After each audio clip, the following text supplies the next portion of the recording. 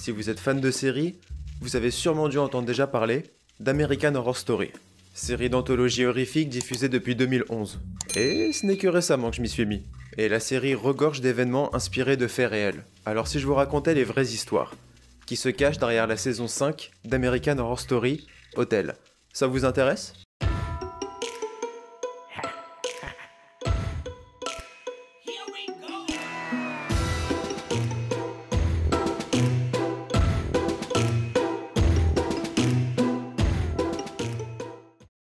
Los Angeles est frappé par une série de meurtres macabres commises par celui que l'on appelle le tueur des 10 commandements.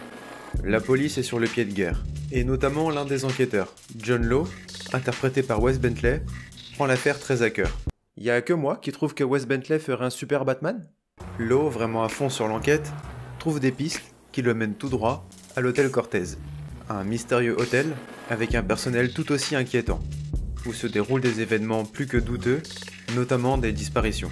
John va donc rester quelque temps à l'hôtel Cortez, afin d'en percer ses mystères. Que ce soit les résidents, le personnel, qu'il s'y produise disparition ou meurtre, il va mener à bien son enquête. Mais le Cortez a de bien sombres histoires à raconter. Dans chacune des saisons d'American Horror Story, des personnages, des faits ou des lieux sont inspirés de vraies histoires. Et le premier fait dont on va parler, c'est l'hôtel Cortez. Car le Cortez est inspiré d'un hôtel réel, encore debout à l'heure actuelle, le Cecil Hotel. Le Cecil Hotel a été bâti en 1924 par William Banks Hanner. Celui-ci avait pour projet d'en faire un hôtel renommé, en ayant comme clientèle entre autres des hommes d'affaires fortunés ou des touristes. Et il y met les moyens car l'hôtel est immense. Il possède pas moins de 700 chambres et a dans son hall tout du moins une décoration d'inspiration art déco. Le Cecil Hotel a tout pour être un haut lieu de Los Angeles. Mais la période de faste ne dure pas, car après la dépression de 1929, le quartier revêtit un tout nouveau visage, bien moins glorieux. Ce ne sont plus les hommes d'affaires qui logent au Cecil Hotel, mais plus des drogués ou des prostituées. Et tout comme le Cortez, son homologue de la série, le Cecil Hotel a une aura bien mystérieuse, car il traîne derrière lui de sombres histoires. C'est dans les années 30 que les premiers événements ont lieu, car en effet une vague de suicides est recensée dans l'hôtel. Des clients se tuent par balle, sautent par la fenêtre ou s'ouvrent les veines. Puis après la vague de suicides, des événements encore plus sombres se produisent. Car en 1944, un couple loue une chambre au Cecil Hotel. Cependant, la jeune femme se lève en pleine nuit, prise d'étranges nausées. Celle-ci s'aperçoit qu'elle est enceinte, et qu'elle était à ce moment même en train d'accoucher. Seulement la situation la fait paniquer, et afin de cacher le problème à son compagnon, elle décide de jeter le nourrisson par la fenêtre. Je peux aussi vous raconter la fois où une femme a sauté par la fenêtre de sa chambre et s'est écrasée sur un homme qui marchait dans la rue, quelques étages plus bas, qui mourut sur le coup. Après ce tragique événement, les suicides continuent, au point que le Cecil Hotel est surnommé l'hôtel des suicides. C'est en 1947 que l'un des premiers résidents du Cecil Hotel est devenu célèbre, et il s'agit d'une femme du nom de Elizabeth Short, aussi appelée le Dahlia Noir. Elizabeth Short était une jeune femme de 22 ans à l'époque. Elle était venue à Los Angeles dans le but de pouvoir percer à Hollywood. Pour pouvoir s'épaire dans le game, comme disent les jeunes. Elle en avait le talent et le charme nécessaires. D'ailleurs, sa belle chevelure noire et sa manière de se vêtir sombrement lui avaient valu ce surnom de Dahlia Noir. Beaucoup affirment qu'en janvier 1947, Elizabeth a séjourné au Cecil Hotel, et qu'il s'agirait donc du dernier lieu où elle a été aperçue en vie. Car en effet, c'est le 15 janvier que son corps est retrouvé par une passante dans un terrain vague. Et la scène est effroyable. Le corps est découpé en deux au niveau de la taille. On constate de nombreuses traces de mutilation, notamment une profonde entaille, de chaque côté de la bouche remontant jusqu'aux oreilles. De plus, elle a été vidée de son sang, mais aucune trace sur le lieu où on l'a retrouvée, ce qui laisse penser qu'elle a été tuée ailleurs, puis transportée sur place. La précision des découpes était si précise que des bouchers, des chirurgiens ou des étudiants en médecine furent suspectés. On retrouve des dérangeantes photos du corps de la victime sur internet. Je vais vous les épargner, car je peux pas montrer ça dans la vidéo. Malheureusement, le coupable n'a jamais été retrouvé, et l'affaire du Dahlia Noir est à ce jour irrésolue. Bien sûr, le Cecil Hotel est devenu le repère de malades mentaux, de dealers, de junkies, de SDF, et il n'est pas rare d'y être témoin de violence. Mais c'est en 1964 qu'un autre meurtre va faire parler du sombre hôtel, celui de Goldie Osgood, surnommé Pigeon Goldie, car elle aimait nourrir les pigeons dans un parc à proximité. C'était une réceptionniste à la retraite, plutôt discrète et sans histoire. Pourtant, elle a été retrouvée dans sa chambre du Cecil Hotel battue et poignardée. Et de plus, elle a été abusée. Et encore une fois, on ne retrouvera jamais son assassin. Et en parlant d'assassin, dans les années 80, le Cecil Hotel a abrité un célèbre tueur en série autrichien, Jack Unterweger. Unterweger est né en 1950. Il n'aura aucune éducation dans sa jeunesse, et de ce fait, sera complètement illettré. Un illettré, qui veut dire homme de lettres, en italien. Il commettra divers méfaits au cours des années. Vol, braquage, cambriolage, enlèvement et viol. Mais c'est à l'âge de 25 ans qu'il va tuer pour la première fois une prostituée qu'il étrangle avec ses propres sous-vêtements. Mais Jack est dénoncé par sa complice et est envoyé en prison. Et là, sa vie prend un tournant, car il reçoit enfin une éducation. Il apprend à lire et à écrire. Et cela est une révélation, car il se met à écrire des poèmes, pièces de théâtre, et la consécration et l'écriture de son autobiographie, appelée Purgatoire, un voyage à la prison, qui deviendra un best-seller. Jack Unterweger est un exemple de rédemption, et une campagne pour le libérer est lancée. Et elle finit par aboutir en 1990. Et son don pour l'écriture le mène au métier de journaliste. Tout semble s'être rangé dans la vie de Jack Unterweger. Mais il n'en est rien, car quelques mois plus tard, il se remet en chasse. Et le corps de plusieurs prostituées sont retrouvés, étranglés, avec leurs sous-vêtements.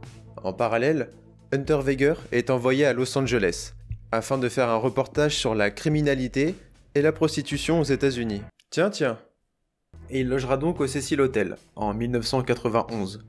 Et si on peut dire une chose, il est dans un endroit idéal, le coin regorge de prostituées. Puis cet endroit, habité en grande partie par des junkies, le laisse agir sans éveiller le moindre soupçon. Et il laisse libre cours à ses pulsions, car en peu de temps, il va laisser dans son sillage 3 cadavres, dont le cou sera serré à l'aide de leurs sous-vêtements. Il finit par quitter, non sans tristesse, Los Angeles et le Cecil Hotel, pour retourner en Autriche, où en sa qualité de journaliste, il interviewe les policiers sur les meurtres de l'étrangleur de prostituées, tout en continuant de laisser des corps derrière lui. Cependant, un enquêteur commence à le soupçonner. Une perquisition est menée chez lui, et des preuves le reliant au meurtre sont retrouvées chez lui. Il est donc arrêté, mais finira par se donner la mort en s'étranglant de la même manière dont il avait procédé pour ses victimes. Bien entendu, le Cecil Hotel, au cours des années, a acquis la réputation d'hôtel maudit. Et c'est pas pour rien car les suicides et les meurtres continuent, ce qui n'aide toujours pas à la réputation du lieu, car en effet on recense des centaines de morts. Afin de pallier à cette terrible renommée, les gérants du Cecil Hotel ont réfléchi à un concept. Créer un hôtel dans l'hôtel. Je m'explique. Sur les 14 étages que comporte le Cecil Hotel, 3 sont absolument réservés aux touristes, et cette partie est rebaptisée le Stay on Main. Du coup, sur les sites de réservation d'hôtels, on pouvait booker une chambre au Stay on Main sans aucune référence au Cecil Hotel.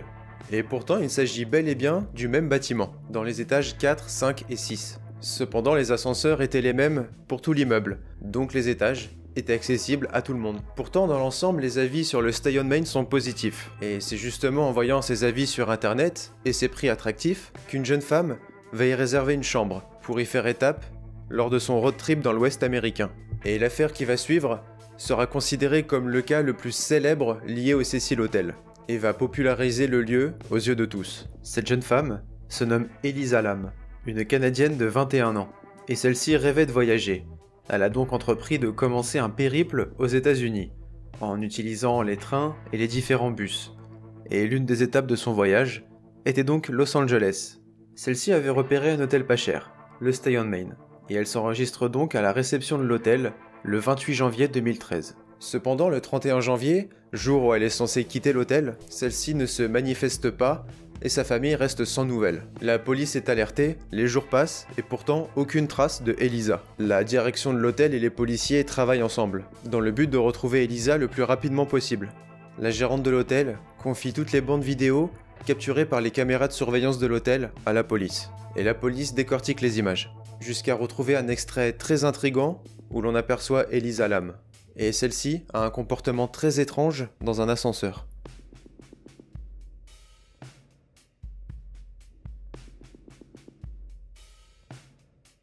On voit sur la vidéo Elisa très agitée. Elle semble fuir quelqu'un ou quelque chose. Elle appuie sur les boutons de l'ascenseur, mais les portes ne se ferment pas. Elle y passe plusieurs minutes et finit par partir. Ce seront là les dernières images de Elisa Lam. La police, par manque d'éléments, rend la vidéo publique, afin que la population puisse leur donner un coup de main quelconque. Et la vidéo fait le tour du monde. L'histoire de la jeune Canadienne passionne les médias. Après 19 jours d'enquête, les choses n'avancent pas énormément. La seule conclusion des enquêteurs, après le visionnage de toutes les images, c'est que Elisa Lam n'a jamais quitté le Cecil Hotel. Et en parlant de l'hôtel, les clients commencent à se plaindre de la faible pression de l'eau dans les chambres, puis l'eau, elle a une couleur et un goût étrange. La direction envoie donc la maintenance sur le toit de l'hôtel pour inspecter les réservoirs d'eau, et en ouvrant le réservoir principal, le corps de Elisa est retrouvé flottant au-dessus de l'eau, sans vêtements. Bien évidemment, les interrogations sont nombreuses. Comment était-elle arrivée là? Pourquoi était-elle nue? A-t-elle été tuée? Est-ce qu'il y a vraiment des gens qui trouvent que Patrick Timsit est drôle? Les spéculations affluent, et le rapport d'autopsie finit par tomber. Et rien. Pas de traces de violence, qu'elles soient physiques ou sexuelles, pas de traces suspectes, pas d'alcool, pas de drogue. Bien sûr, de potentiels suspects sont interrogés, mais ça ne mène à rien. On apprend tout de même que Elisa Lam souffrait de troubles mentaux, notamment de bipolarité. Et il se trouve qu'elle ne prenait pas correctement son traitement, ce qui parfois causait des crises de paranoïa sévères. La conclusion de la police est que Elisa était, au moment des images, en proie à une crise où elle se sentait persécutée, qu'elle a fui sur le toit de l'hôtel, où elle s'est cachée dans le réservoir d'eau. Le niveau de l'eau étant trop bas pour accéder à la trappe au-dessus, elle aurait fini par se noyer. Le fait qu'on l'ait retrouvée nue s'explique par deux hypothèses. La première est que pour accéder à la trappe, elle a voulu s'alléger et a donc enlevé ses vêtements. La deuxième hypothèse, c'est qu'elle se trouvait dans un état d'hypothermie avancée, car cela arrive régulièrement à des victimes d'hypothermie, qu'elles ressentent une vague de chaleur insupportable et se débarrassent de leurs vêtements. Quoi qu'il en soit, l'affaire est classée, mais elle continue à déchaîner les théories du complot. Donc à vous de vous faire votre propre opinion. Au début de la série, nous découvrons également un énigmatique personnage, nommé Elizabeth Johnson, surnommée la Comtesse, jouée par Lady Gaga. Elizabeth est la gérante de l'hôtel Cortez, qu'elle tient d'une main de maître. L'entrée en scène d'Elizabeth dans la série annonce la couleur, lorsqu'elle chasse avec son compagnon Donovan, joué par Matt Bomer. La comtesse est une femme distinguée, terrible et charismatique, mais avant tout, c'est une vampire. C'est d'ailleurs elle qui a transformé Donovan. Elle est toute puissante et crainte au sein de l'hôtel Cortez. Et ce personnage de comtesse sanglante est bel et bien inspiré d'une véritable femme, la comtesse Elizabeth Bathory. La comtesse Elizabeth Bathory naît le 7 août 1560 en Hongrie, dans la riche, puissante et incestueuse famille Bathory, une famille ayant énormément de pouvoir. Faisons donc un saut dans le temps, dans les années 1580. Celle-ci a été mariée à un baron qui lui offrit comme cadeau de mariage le château de Katschitz. Moi perso, j'offre des plaids, où elle passera beaucoup de temps seule, car celui-ci était grandement occupé par des affaires politiques. Et Elisabeth s'ennuie pas mal, et se préoccupe beaucoup de son apparence. Car il faut dire une chose, la comtesse est réputée pour être belle, très belle. Et à son époque déjà, elle utilise différentes crèmes et onguents, afin de prendre soin d'elle, afin de préserver sa beauté. Mais cela peu à peu vire à l'obsession. Elle est terrifiée à l'idée de vieillir. Cette obsession va peu à peu la transformer. De la comtesse bienveillante, elle va peu à peu céder à de sombres pulsions. Elle va devenir violente, notamment avec les plus jeunes et les plus belles de ses servantes, leur enviant leur beauté. C'est un jour, alors que l'une de ses servantes lui coiffe les cheveux, qu'elle tire un peu trop sur le peigne, et fait mal à la comtesse, ce qui la met dans une rage folle. Et celle-ci va très violemment frapper le visage de la jeune fille, et du sang va éclabousser le visage de la comtesse. À ce moment-là, Elizabeth Bathory a une révélation, le sang rend sa peau plus douce, plus belle. Elle semble rajeunie. Son mari finit par mourir en 1604, et Elizabeth règne seule. Et cela va marquer le début d'une période sanglante, car maintenant, elle a tout le pouvoir à disposition. Et elle est persuadée donc que le sang va l'aider à conserver sa jeunesse, tout particulièrement le sang de jeune vierge. Moi ça va, je suis tranquille, je suis taureau. Ouais, c'est marrant. Elle va donc de plus en plus faire venir de jeunes femmes au château. La comtesse prenait un plaisir sadique à les torturer, et elle les battait à mort, leur enfonçait des tisonniers brûlants au fond de la gorge, les laissait mourir de froid ou de faim, mais ce qu'elle aimait par-dessus tout, c'était les mordre jusqu'au sang. Le sang d'ailleurs, c'était la fonction première des victimes qu'elle faisait venir à son château. La comtesse avait trouvé la solution ultime pour conserver sa beauté. Prendre des bains de sang. Littéralement. Elisabeth est pourtant de moins en moins prudente. Elle a pris la conf. Car elle ne torturait pas que dans son château, mais dans tous les lieux où elle passait. Et il n'était pas rare que les habitants des environs entendent des hurlements terrifiants. De plus, les nombreux enterrements nocturnes autour des résidences de Bathory commencent à se faire remarquer. Et le peuple commence à se plaindre, car les jeunes filles envoyées au château ne reviennent jamais. Et cela commence à arriver aux oreilles d'un pasteur nommé Maghari, qui dénonce les agissements de la comtesse. Mais les autorités font traîner les choses par crainte. De plus, Maghari reçoit de nombreuses menaces visant à le faire taire. C'est finalement l'empereur du Saint-Empire qui va mettre fin aux agissements de la comtesse, en envoyant sur place son palatin, Turzo, afin de constater les horreurs commises. Et en effet, le spectacle qui s'offrait aux yeux de Turzo était effroyable. Dans les sous-sols du château régnait une odeur de sang et de pourriture liée à la décomposition des corps. Des corps entassés, où des servantes, encore un petit peu en vie, étaient en train d'agoniser. Mais le plus effrayant, selon la légende, est lorsque Turzo trouva un carnet. Un carnet avec de nombreux noms, dont ceux des victimes connues. Et ce carnet contenait plus de 600 noms. Un procès a lieu pour juger les actes barbares de Bathory.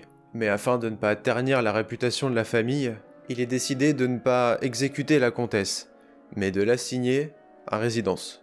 Certains récits et légendes affirment même qu'elle aurait été emmurée vivante. Quoi qu'il en soit, après ces événements, la comtesse Elisabeth Bathory se fera renommer la comtesse vampire.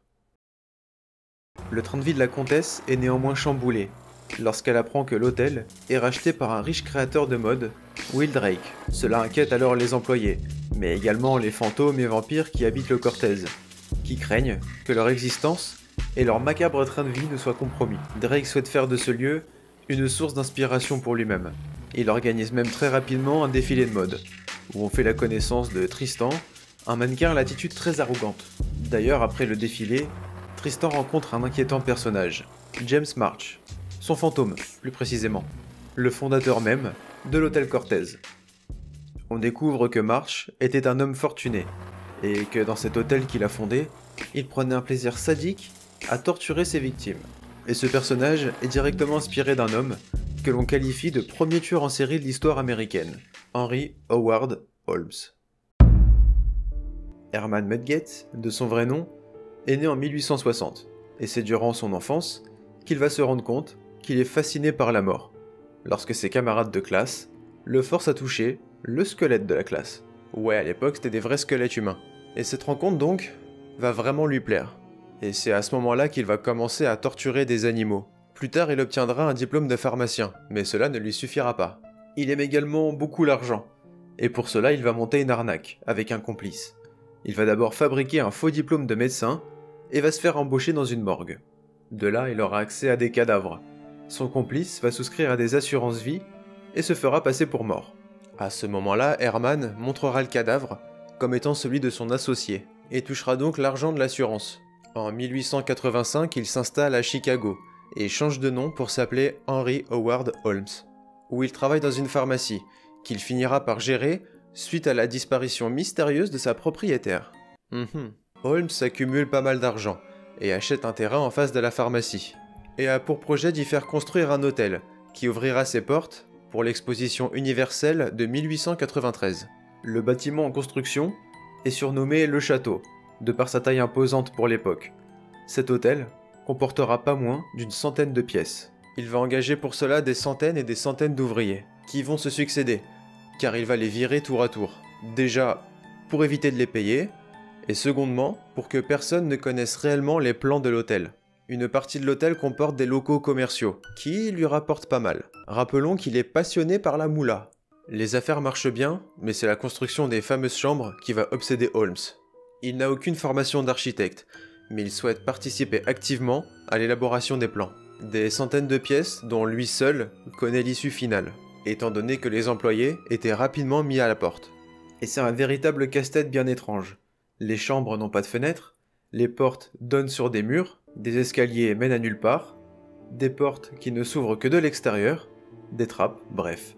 Un labyrinthe dont seul Holmes connaît les secrets. Alors pourquoi un tel dispositif? Afin de tuer et dépouiller les victimes de leur argent. Le tout de manière sadique. Parmi les chambres de l'horreur, on y trouve une chambre avec un tuyau, amenant du gaz, qui asphyxie le résident. On y trouve aussi des pièces ignifugées, où les victimes étaient brûlées vives. Il enfermait également des victimes dans des énormes coffres-forts, qui mouraient par manque d'air. Il aimait particulièrement voir souffrir ses victimes. C'est pour cela qu'il a installé des Judas derrière certains miroirs, afin d'assister à leur agonie. Une fois les locataires des chambres décédés, Holmes les faisait glisser par une trappe, qui les menait au sous-sol. Dans ce sous-sol était disposée une table, avec divers instruments servant à dépecer. Holmes aimait l'argent avant tout, et vendait donc les squelettes à des académies de médecine, afin d'en retirer des bénéfices. Et il ne s'en cachait pas, car il mettait les annonces dans le journal. Oui, les corps dont il ne gardait pas les squelettes étaient incinérés ou dissous dans de l'acide. En 1884, Holmes continue les arnaques avec son complice, sauf que cette fois, il tue vraiment son complice. Et pour ne pas éveiller les soupçons, il bute toute sa famille. En parallèle, la police enquête sur Holmes, et finit par mettre à jour ses arnaques, et comprend qu'il a vraiment buté son complice. Et il est arrêté.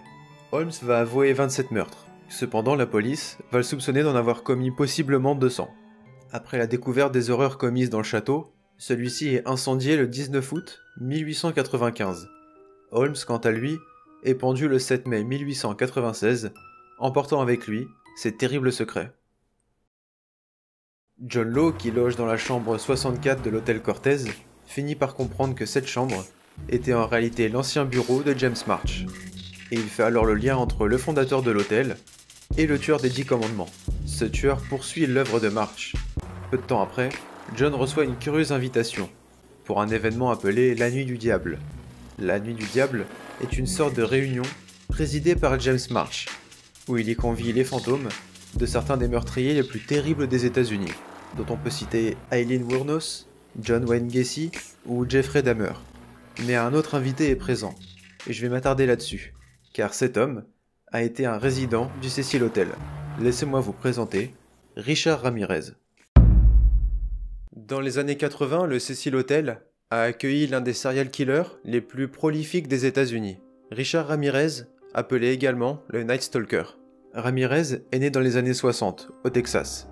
Il a une enfance plus ou moins normale, malgré la violence de son père, jusqu'au jour où son cousin Miguel le prend sous son aile, alors qu'il n'a que 11 ans. Miguel est revenu du Vietnam, et se vante, auprès de Richard, d'y avoir commis des actes atroces. En effet, il en a pour preuve des photos prises sur place, où on y distingue des têtes coupées de femmes qu'il dit avoir abusées juste avant. C'est un homme charmant. Étrangement, cela fascine Richard, qui continue à passer du temps avec son cousin, qui lui apprend la chasse, à dépecer des animaux, à tuer des gens sans se faire prendre. Puis un jour, alors que Richard est avec lui, Miguel, après une dispute avec sa femme, prend un revolver et lui tire en pleine tête devant les yeux de Richard. Je vous ai dit, c'est un homme délicieux. Et cela ne sera pas sans conséquence sur la psychologie de Ramirez. Durant son adolescence, Richard Ramirez commet de nombreux cambriolages. Celui-ci ne va plus en cours et passe peu de temps chez lui. Il vit comme cela pour avoir de l'argent. Il va pourtant finir par trouver un travail dans un hôtel. Mais un jour, pris de pulsion, il rentre dans la chambre d'un couple dont l'homme est absent et tente d'abuser de la femme. Cependant, l'homme rentre et passe Richard Ramirez à tabac. Bien sûr, il est viré juste après. Mais sa mère, apprenant l'histoire, le vire de la maison alors qu'il n'a que 18 ans. Et c'est à ce moment-là qu'il part pour Los Angeles. Là-bas, il commence à tomber dans la drogue, et effectue donc des cambriolages pour pouvoir en acheter. Les cambriolages vont prendre une toute autre ampleur quand il va commencer à abuser des femmes dont il cambriole la maison, puis peu à peu va commencer à les assassiner. Ce mode opératoire va commencer à être remarqué, et relié à un même individu. Un jour, Ramirez laisse sur les lieux du crime une casquette ACDC, ce que la presse va relater, et il est surnommé le Night Stalker, en référence à une chanson du groupe ACDC, Nightcrawler. Le Night Stalker laissera souvent comme preuve de son passage des pentagrammes dessinés au mur, et se vante auprès des victimes qu'il laisse en vie qu'il est le Night Stalker.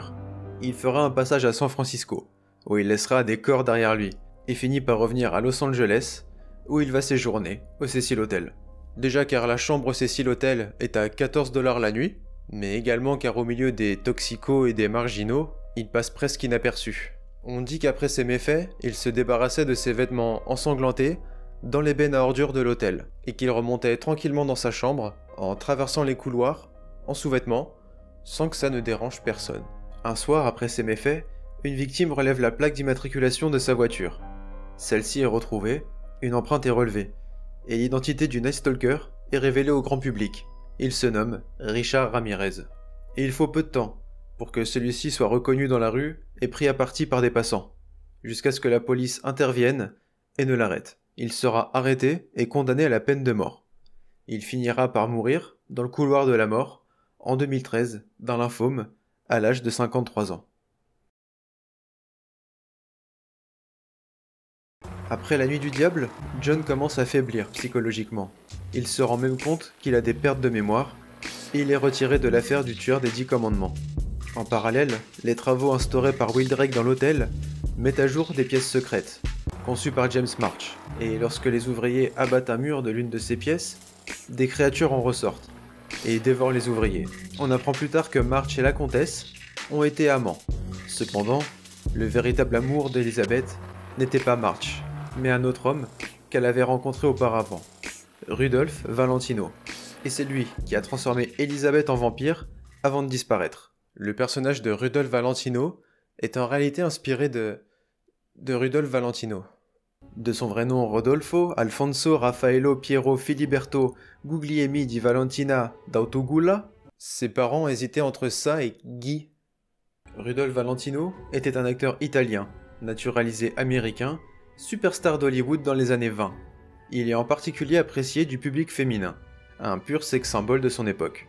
Il était au sommet de sa carrière, lorsqu'en août 1926, il s'effondre en pleine rue de New York, en proie à de grosses douleurs au ventre. Il est amené à l'hôpital et on lui diagnostique un ulcère à l'estomac.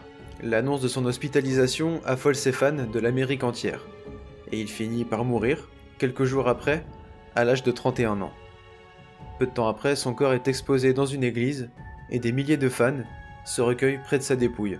Certains même mettent fin à leur jour.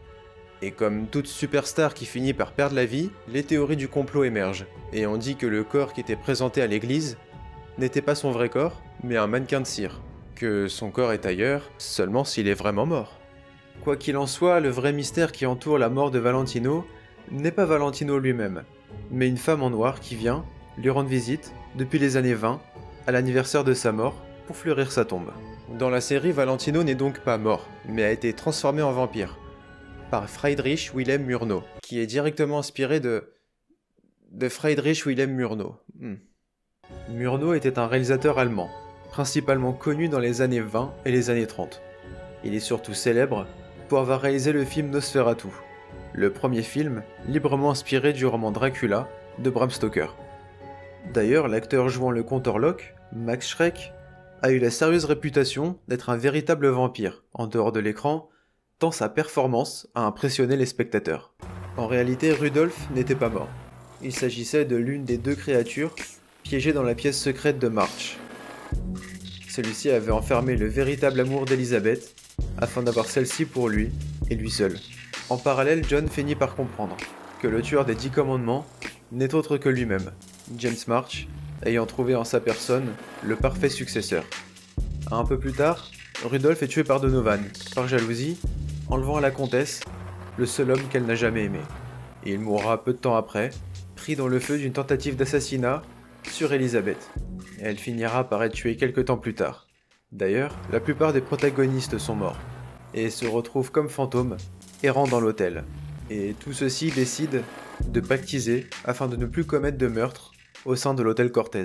Ça, c'est une sacrée résolution de début d'année, afin que l'hôtel soit un lieu plus propice à accueillir des visiteurs, et qu'il puisse sans encombre atteindre sa 100e année, afin de devenir un monument historique, et qu'il ne puisse être détruit, mettant alors à l'abri les fantômes de l'hôtel. Un renouveau pour que l'hôtel soit une destination plus paisible, et faire oublier sa sombre réputation. C'est d'ailleurs ce qui est arrivé au Cecil Hotel.